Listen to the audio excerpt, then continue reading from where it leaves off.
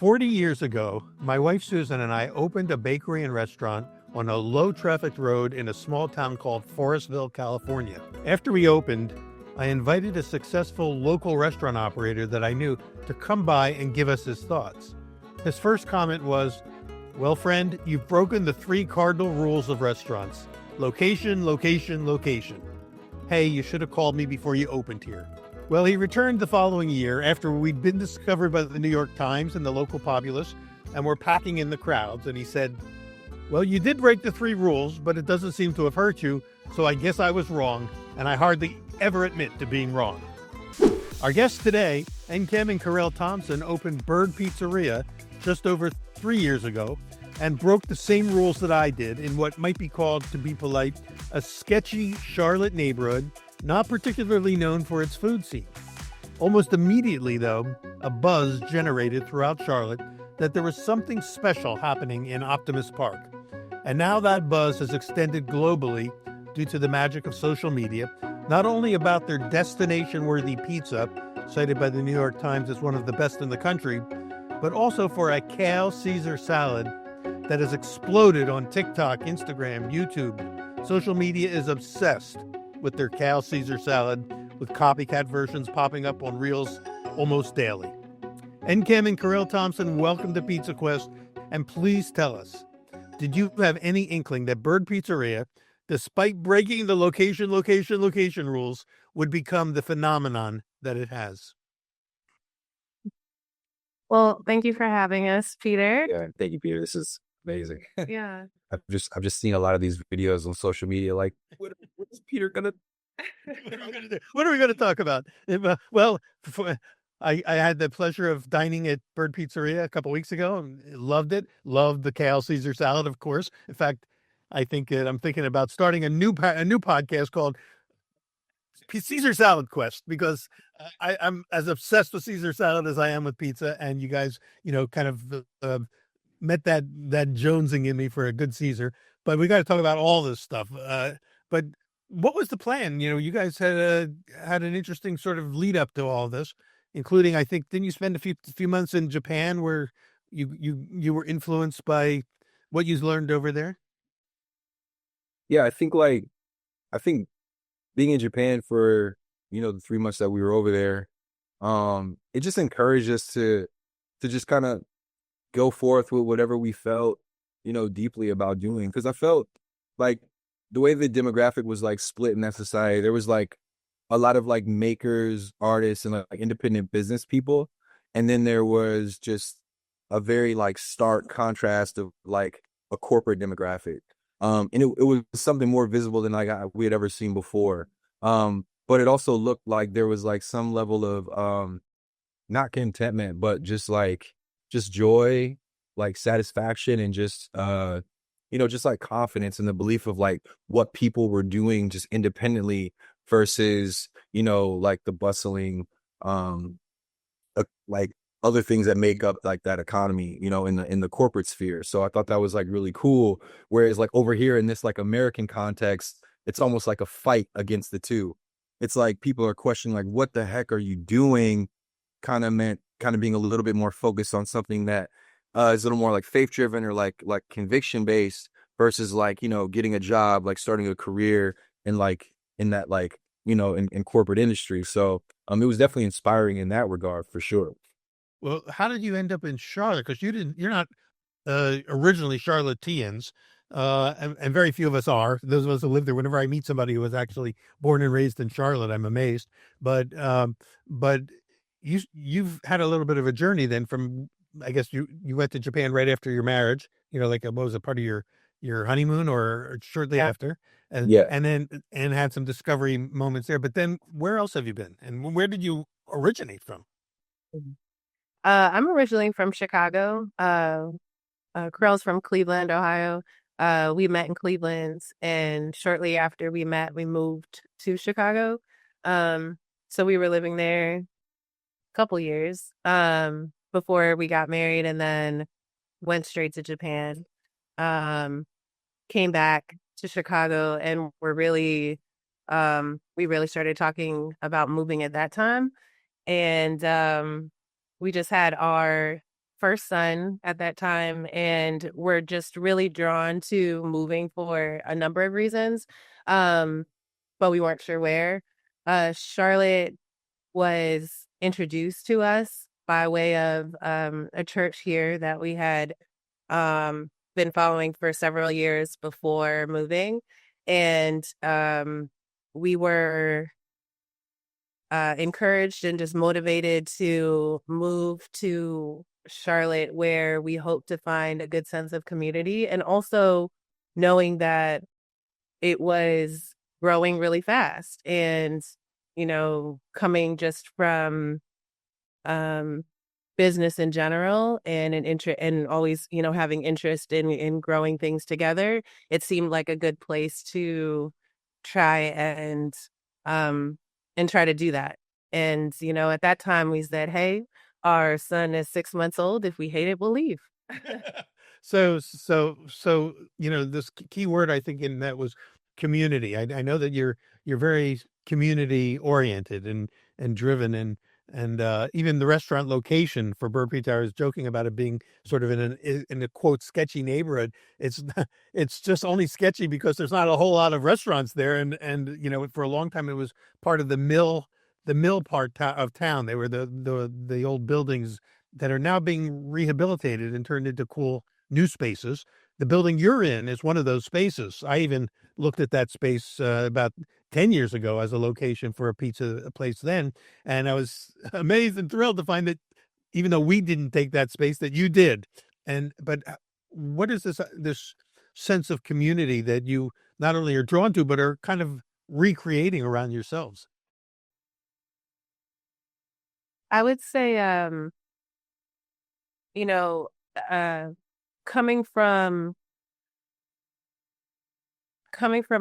larger cities, um, it's really easy to, as much as you may think, because there's more people, you'll immediately kind of find that. Sometimes I think in larger cities, it's easy to miss that.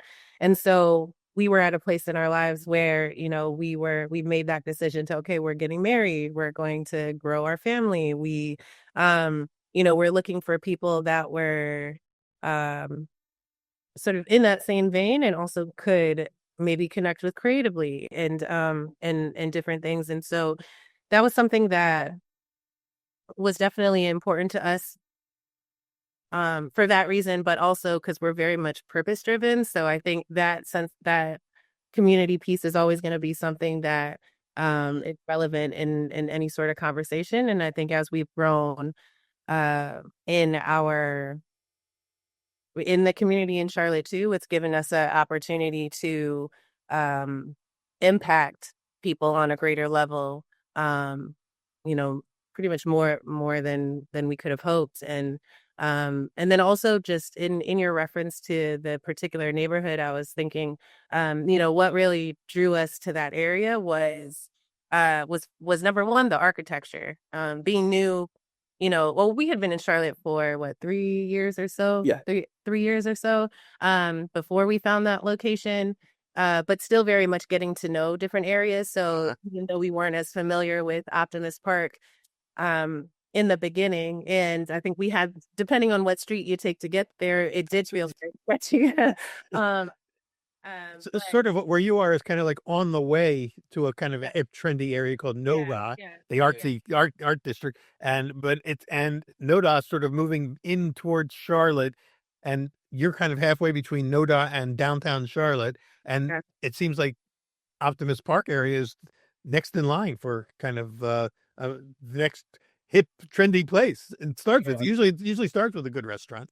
But I think like moreover, like just to add on to what like Nick was saying, it's like there's a lot of things that exist like that already exist like in community. I think we have always had the desire to kind of impact community as well and like just be a part of it and like grow things around things that like we really believe in. But it was sort of weird because, you know, here we are, like Nick was saying, like with a 6 month old, with still like a lot of passion and desires and things to like want to do stuff like in community.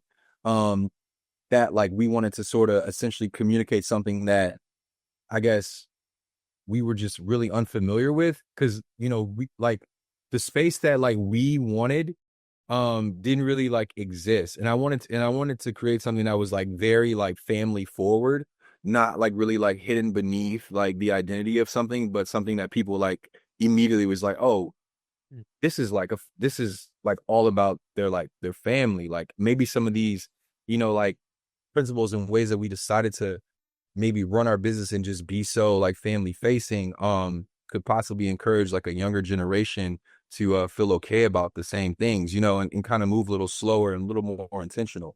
So that was like our way. It was kind of like a trick in a way to like get us involved, because I mean, I'm not going to say there was a lot of things we were missing, but like we can't like do things in the same way, having like you know parental responsibility. You know what I mean? So it Mm. was a way to kind of keep everyone involved in this like family that we were like building. And that was like super important to me.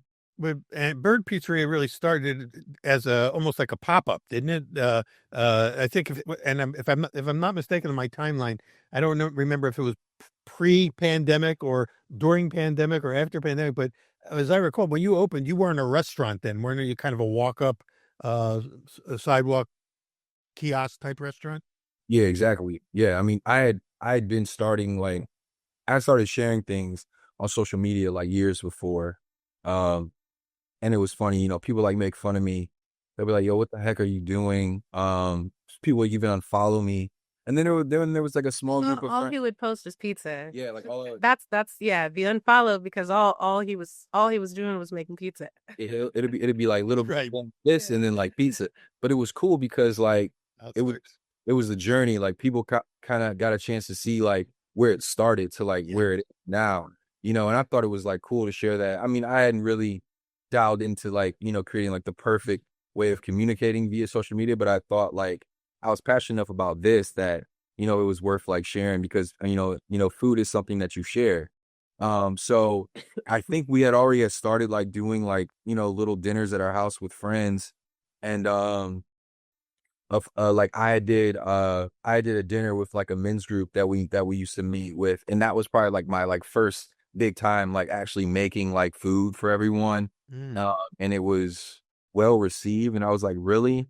And like my friend at the time, he was like with a serious face, as he was like eating this like piece of pizza, walking away, he's like, bro, you got like a pizza anointing.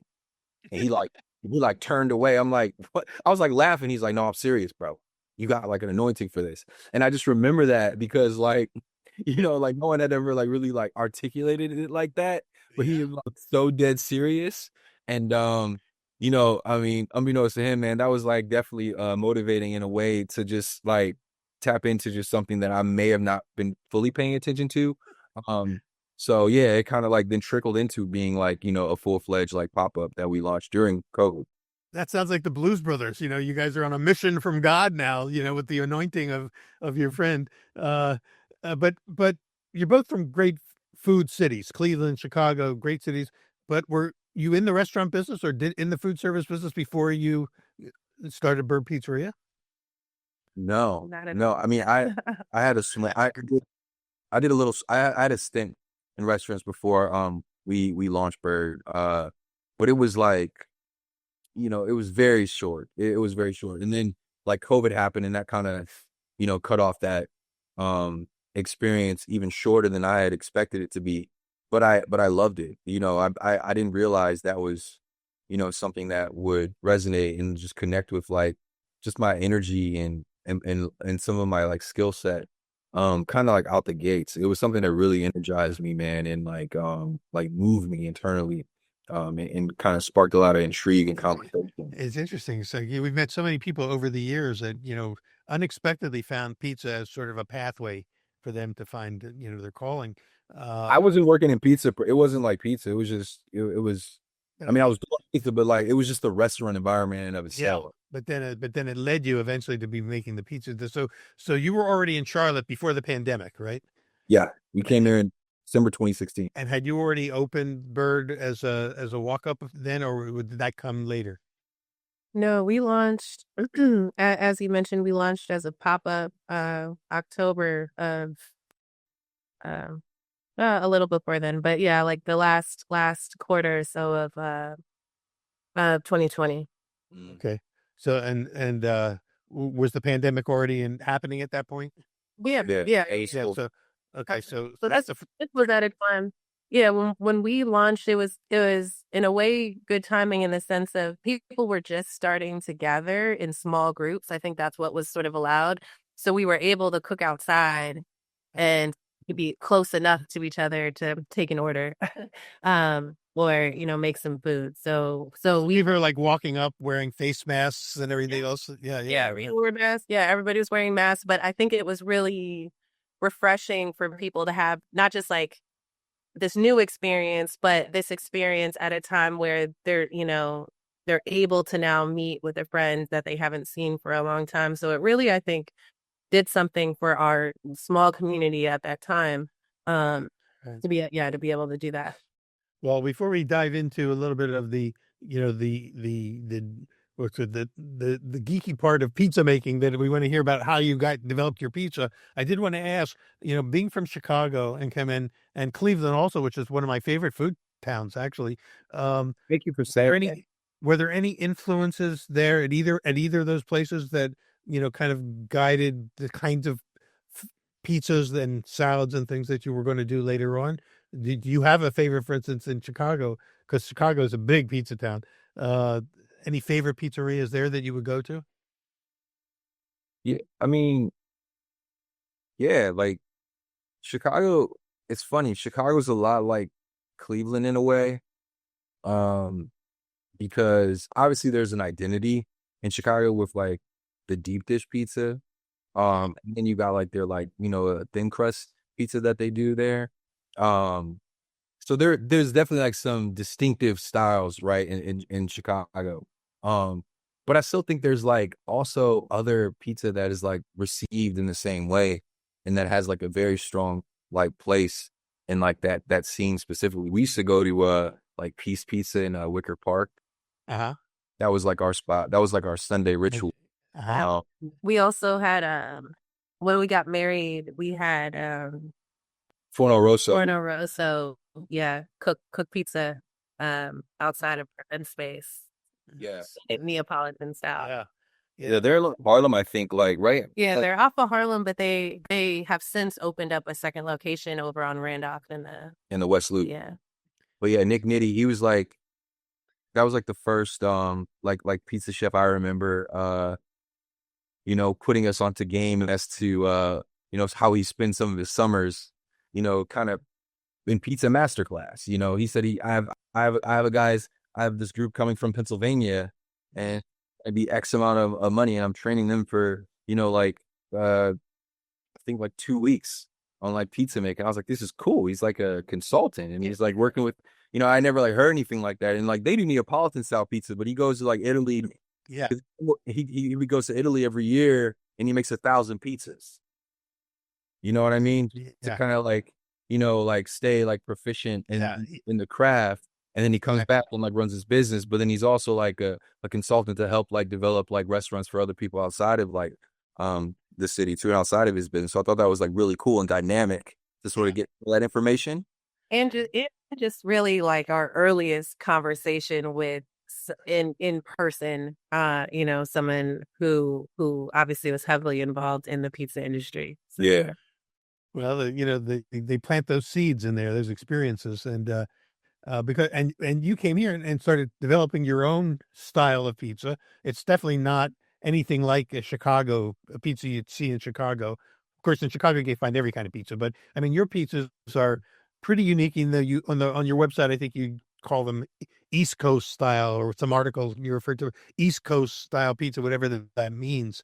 But they really are distinctively your own. They're not like any other pizzas here, even in Charlotte, that I can think of. There's some people will have their New York style or their Jersey style or their Neapolitan style, but yours is really Bird Pizza. And by the way, we got to find out where'd that name come from. Why Bird Pizza? But let's talk about the pizza itself, how it developed and evolved, and the name of the restaurant itself.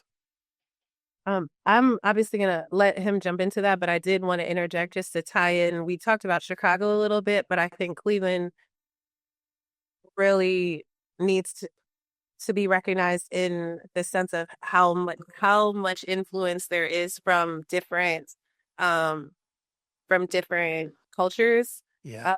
in Cleveland, and that's something that distinctly, like, as we over the years had more conversation and just understanding his reference point has been really interesting because he has from such an early age was exposed to so many different types of food Yeah. in a way that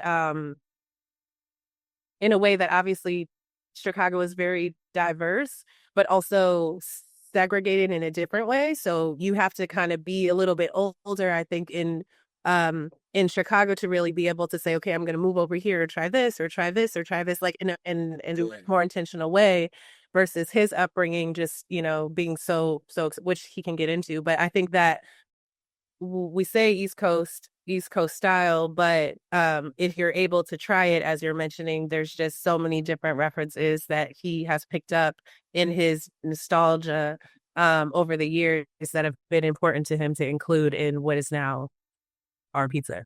Yeah, it's kind of your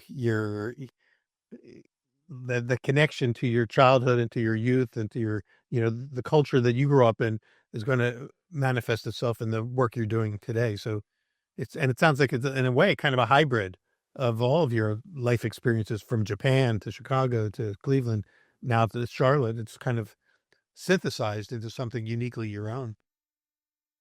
No, absolutely. I mean, I think for the most part, you know, the only distinctive difference that like I understand that like I think is really clear now, opposed to like how it was like growing up was there was like the flavor profile from like a cheese perspective is like probably the most distinctive thing I could say that drove any of my direction toward like what I want like kind of like our pizza to mimic or sort of and that was like really difficult. Even now I'm not like 100, I'm still not like 100% happy with it. You know what I mean? But it's because that's like something that I'm still always like chasing.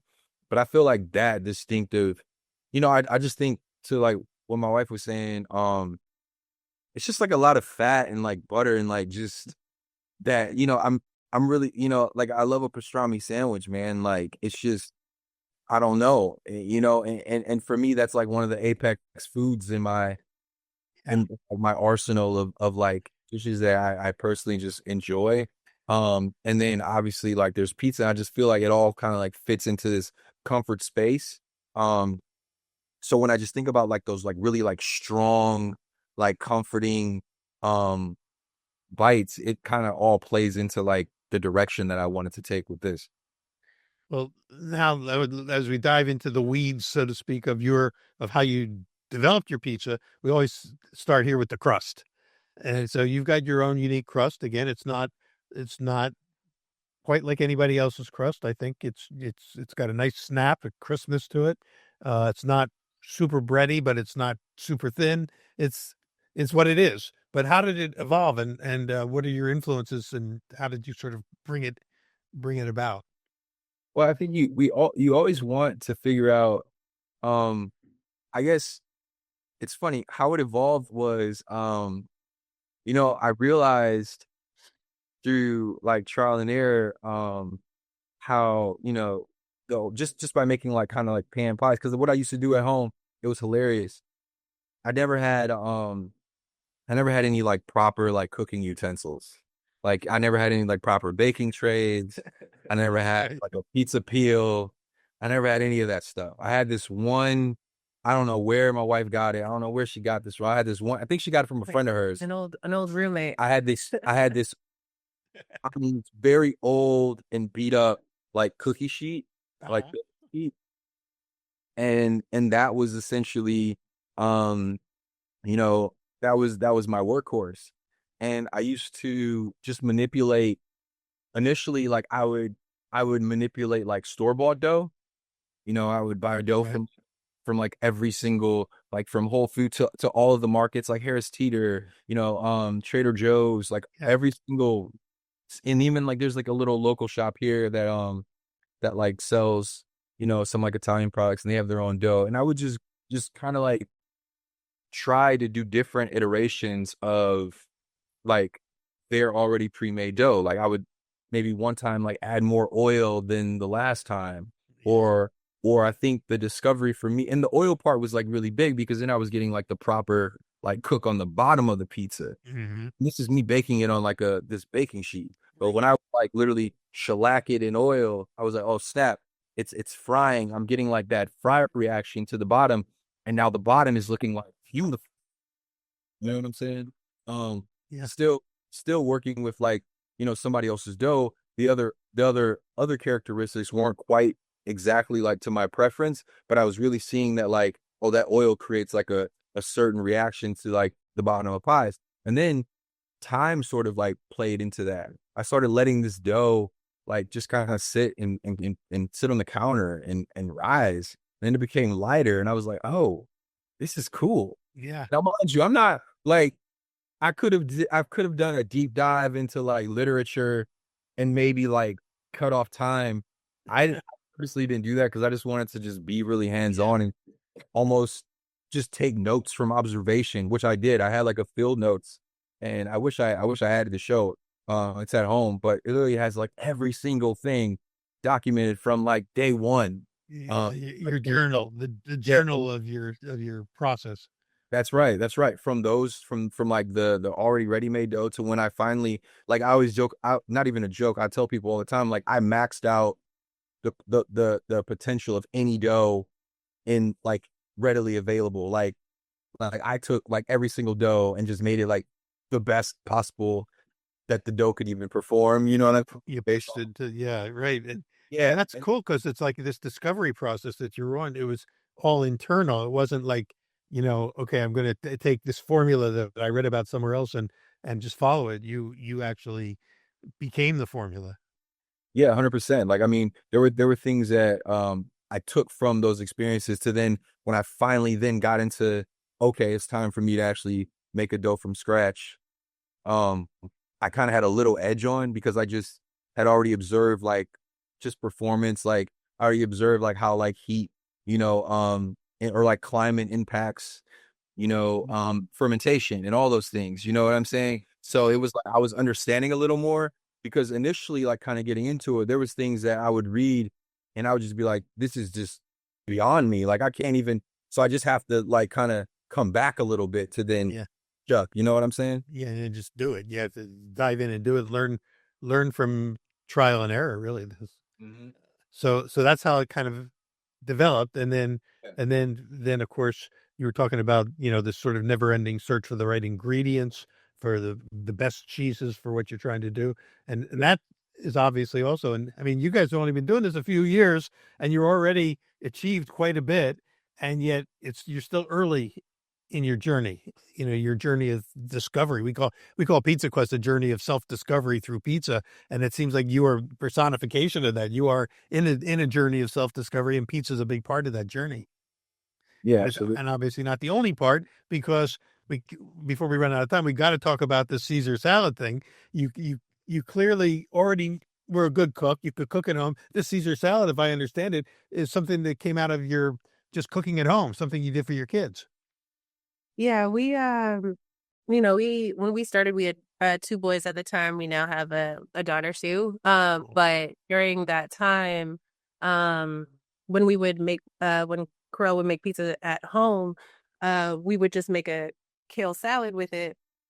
And Because of health. We wanted to, that was like the veggie.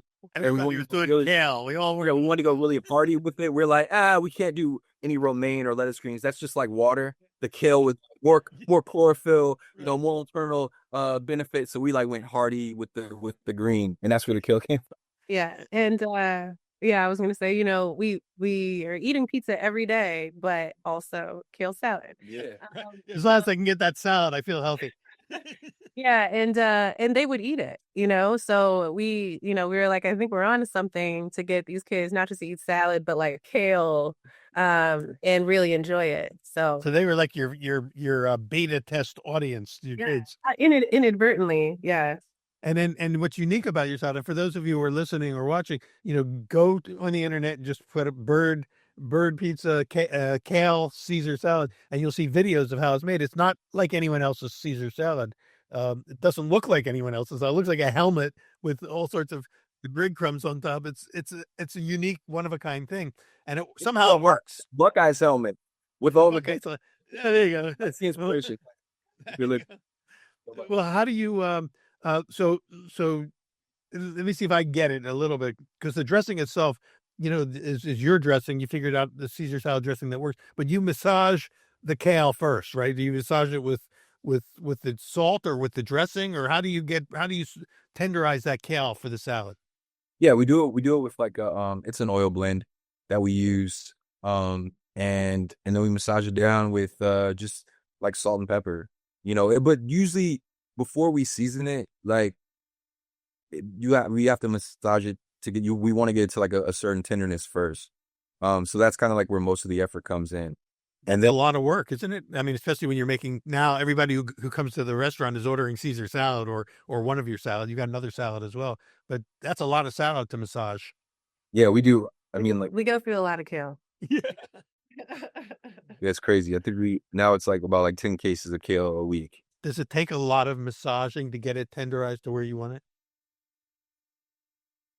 Yeah. Yeah.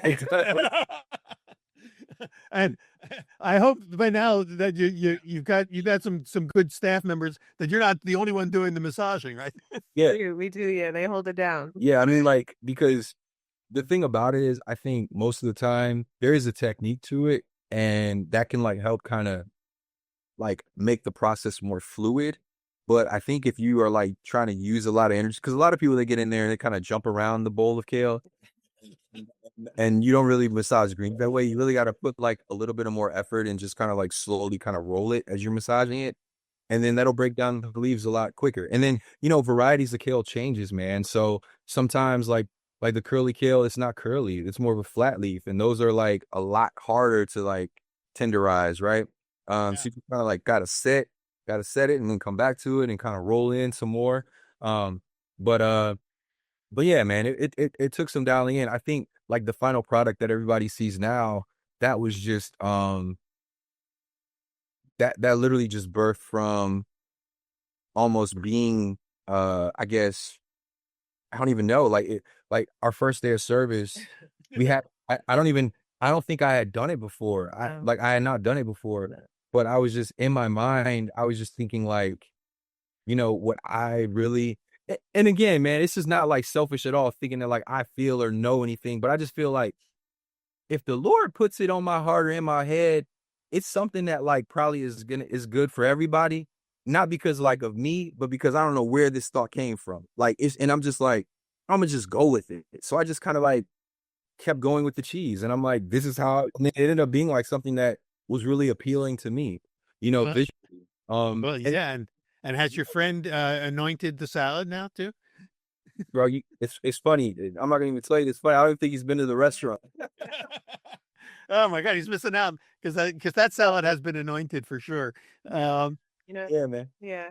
Well, so to finish that up, so after you massage it, then you toss it in the dressing that you make, and then when you plate it, you put, if I'm understanding it correctly, you do use some croutons, but then a lot of grated either grana padano or Parmesan cheese over the top, finely grated, and then on top of that are these toasted herbed breadcrumbs. Is that right? Yeah. Yeah, we we toast our own like house crumbs, and it's essentially panko that's like broken up. Yeah. Yeah, and to me that just makes more sense than you see there's other people that do it too, but it just makes more sense than like a large crouton. Mm-hmm. I don't like I like taking my time with a salad, but I don't like having to cut through a big block of croutons to get it evenly distributed over plate of greens. So this way it's like kind of already done for you. You know what I mean? It's actual like tossing in the dressing too. I don't. Yeah, and so that's the other part, is the dressing. And of course, I know that you address some of the ingredients in it, but that recipe I don't think has been published yet. So we're not going to push you to try to tell us how you make your Caesar salad dressing. But it is classic. But I did want to ask, are there anchovies in your Caesar salad? There is. In the dressing. Okay, because not everybody uses them, and I think that's really one of the keys to a great Caesar. But one of your pizzas is the Glory pizza, which is it's described in the menu as, it's mushrooms, cherry tomatoes, greens that have been spiced up, and then your creamy dressing. Is the creamy dressing the same dressing as the Caesar dressing, or is that a totally different dressing? No, the creamy dressing is our house dressing, which is like a riff on just your traditional like ranch. And then Okay. we kind of freak it a little bit as a homage to Outback, which That's you know, really cool. Well, the Outback they use like a little bit of cayenne in their dressing. That's why it's a little like pink. Now things have changed, but that's what they used to do back in the day. yeah, yeah, yeah. We kind of do our own a similar, but the consistency is a little thinner. But that's like the dressing that we add on top of those things. So you, in addition to the Caesar salad, you do have this house salad. Yeah, yeah. Does anybody order the house salad, or does everyone just go straight to the Caesar? Oh, the house salad is if you know, you know. The house salad is crazy. Yeah. I think a lot of friends when they come, like they're like, yeah, the Caesar salad because they've been hit over the head with that enough. Yeah. When they kind of discover the house, they're like, yo, this is the one. This is really like delicious. So yeah, So when I come back, I'm going to get one of each because like I said, I think for me, as a food category, good salads are still number one for me. I feel like you do. If I can get a salad in, then I can forgive myself for anything else that I eat. But but it's not that easy always to find a great salad. And uh, there's somebody I was talking to. John Arena is one of our pizza mentors that we have on the show a lot, from uh, Metro Pizza in Las Vegas. He was talking about going into a restaurant. I think it was like a wings restaurant or something like that, and somebody who was with ordered the Caesar salad, and it came out with a bottled Caesar salad dressing. And this guy is like a purist when it comes to salads. And he started trying instructing the the waiter on how to properly make a Caesar salad dressing, and the waiter's kind of like looking at him like, who, like I'm seeing your lips move, but I'm not hearing the words that you're saying, and they weren't getting it, in other words. And not everybody does get this, but when they've had a really great Caesar salad, it's hard to eat these pre-bottled Caesars, yeah. and that's what you get most of the places. So I know that that's number one, and then but to find other salads that you can like as well. So I've got to try the new house dressing salad, or what do you call it, the house salad? Yeah, the house salad. Yeah. Yeah. Well, so the whole menu is built around pizza, salad. You do like what, one dessert typically a night, or two, a couple desserts. I know that we had some homemade sorbet, and also was it an olive oil cake? Yeah, lemon olive oil cake. Is that always on the menu? Yeah, with buttermilk ice cream. With buttermilk ice cream. So, and you make the ice cream in house too? Yeah. Wow. That's what That's a prized possessions, like the buttermilk ice cream. It's like, it's really good. That's like our new vanilla, if you ask me. That's like the baseline flavor for everything. Is that buttermilk, man? It's just interesting. it's just fun. Wow. Well, it's, to me, it's exciting that you're kind of feeling your way into it. It is a discovery process, and you've discovered a lot.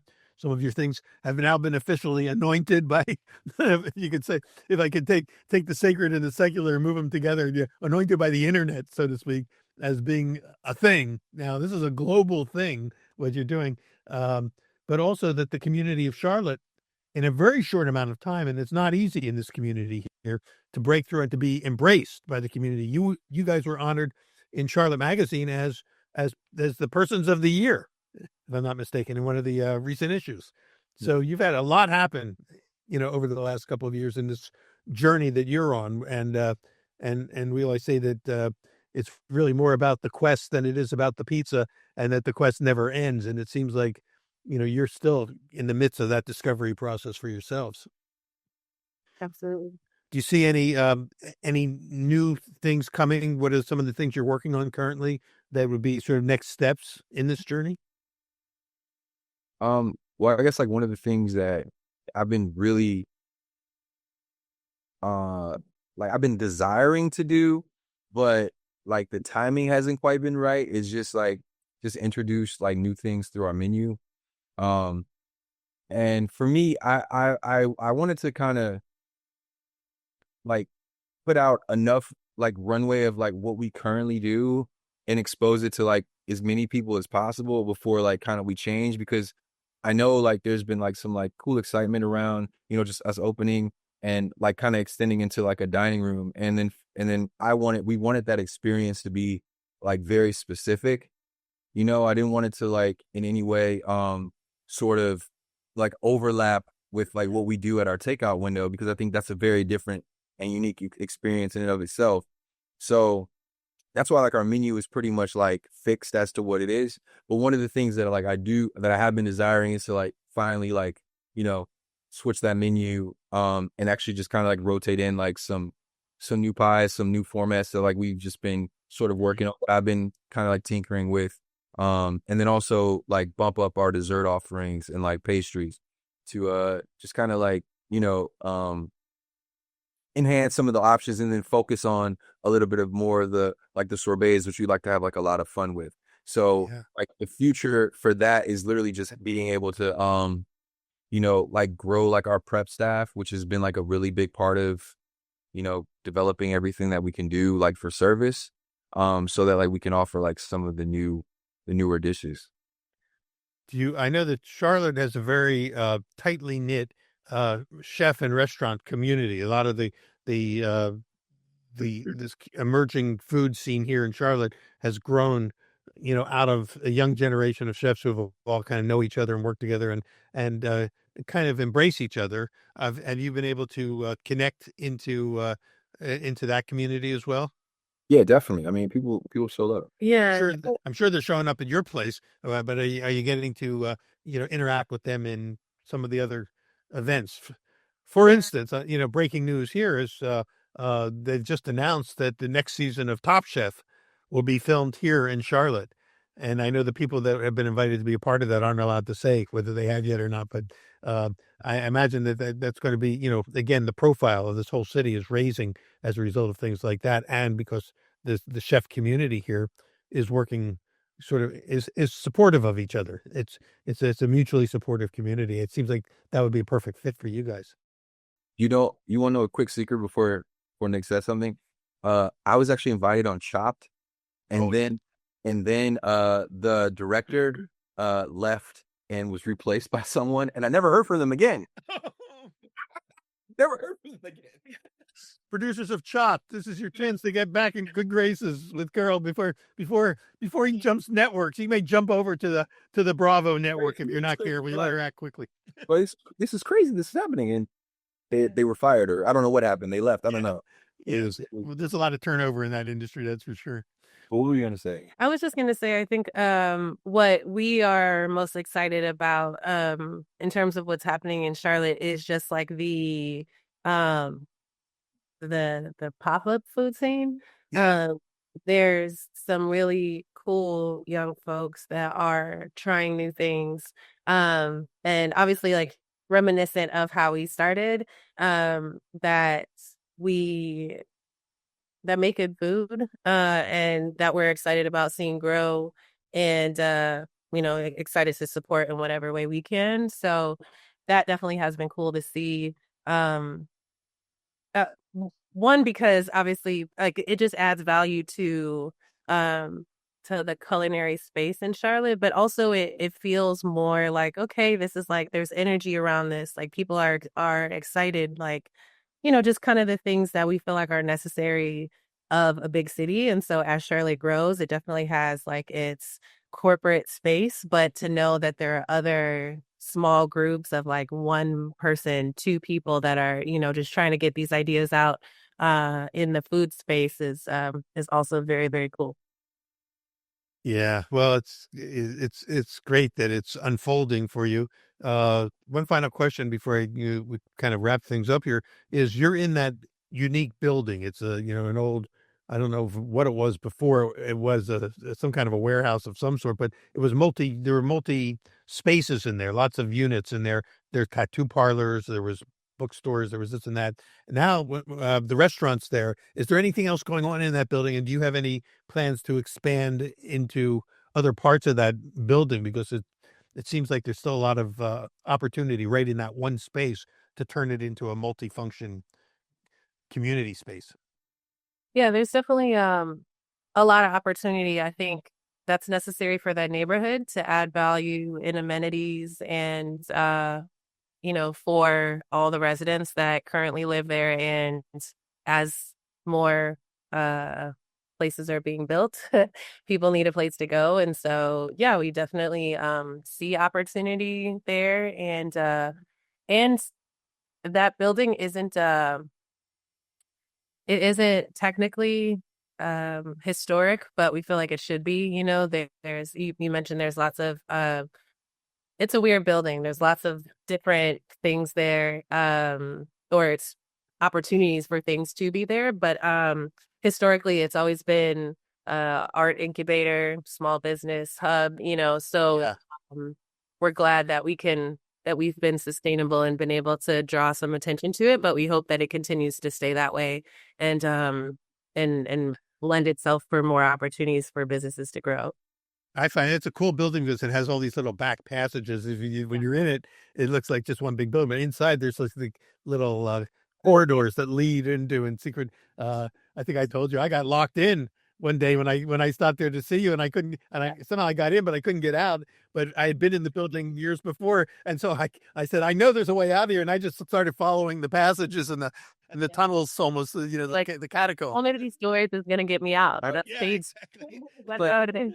it was like an episode of Scooby Doo. But like I was just telling that story to Chef, and we were dying laughing. And it's funny because he took one of your classes at JWU. He's like he loves you to death. But yeah, we were like cracking up about that. So I'm glad you mentioned that. Was that one of your chefs? Yeah. Mm. Oh, cool. Well, listen, we could go on for a long time, but I know you've got a restaurant to open today. Bird Pizzeria is open from Wednesday through Sunday, correct? Saturday. Only Wednesday, Thursday, Friday, 4 days a week. Yep. 4 days.